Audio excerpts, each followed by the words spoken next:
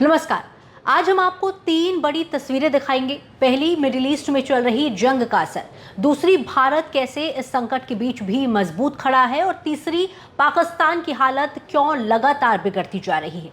सवाल सीधे हैं, जब पूरी दुनिया तेल संकट से जूझ रही है तो भारत कैसे अपने घरों में गैस की सप्लाई बनाए हुए है और क्यों पाकिस्तान में हालात बेकाबू होते जा रहे हैं। देखिए, हॉर्मुज स्ट्रेट, जिसे दुनिया की सबसे संवेदनशील तेल सप्लाई लाइन माना जाता है, वहां तनाव अपने चरम पर है। लेकिन इसी खतरनाक रास्ते से भारत के 2 बड़े एलपीजी टैंकर्स सुरक्षित निकलकर देश पहुंचते हैं, शिवालिक और अब नंदा देवी। नंदा देवी 47,000 मीट्रिक टन से ज्यादा एलपीजी लेकर गुजरात के वडीनार पोर्ट पहुंच चुका है। इससे पहले शिवालिक मुंद्रा पोर्ट पर 46,000 मीट्रिक टन एलपीजी लेकर आया था, जो करीब 32 लाख घरेलू गैस सिलेंडर्स के बराबर है। अब सवाल है, क्या ये सिर्फ एक जहाज है या भारत की रणनीतिक ताकत का सबूत?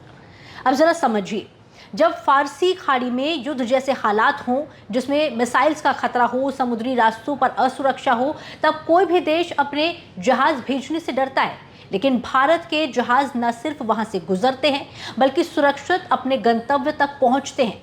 सरकार के मुताबिक 24 भारतीय झंडे वाले जहाज उस इलाके में मौजूद थे और सभी सुरक्षित हैं। इसका मतलब देखिए बिल्कुल साफ है, भारत ने अपनी समुद्री सुरक्षा, कूटनीति और ऊर्जा सप्लाई चेन को इतना मजबूत बना लिया है कि वैश्विक संकट भी इसे रोक नहीं पा रहा। इन 2 जहाज़ों के आने से एलपीजी सप्लाई स्थिर होने की उम्मीद है, जो आम लोगों के लिए सबसे बड़ी राहत की खबर मानी जा रही है। क्योंकि अगर ये सप्लाई रुकेगी तो देश भर में गैस की किल्लत और लंबी कतारें और बढ़ सकती थी। यानी एक तरफ दुनिया में संकट है, लेकिन भारत में स्थिति नियंत्रण में है। और यही अंतर है तैयारी और निर्भरता में।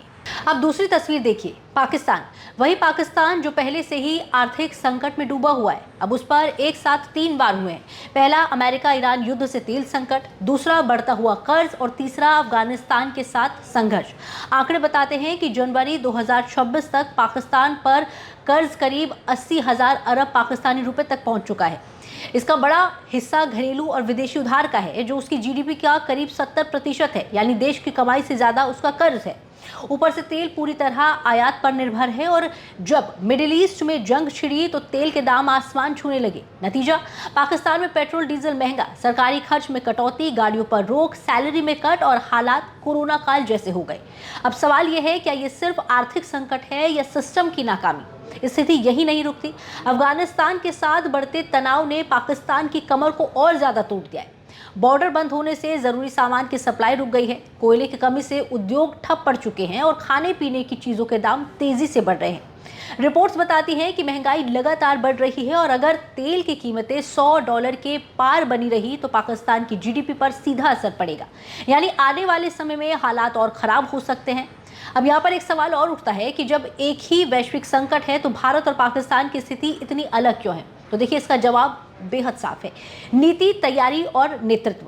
भारत ने संकट को अवसर में बदलने की तैयारी की, जबकि पाकिस्तान संकट में फंसता चला गया। और यही आज की सबसे बड़ी खबर भी है। भारत में गुड न्यूज़ है और पाकिस्तान में कोहराम मचा हुआ है।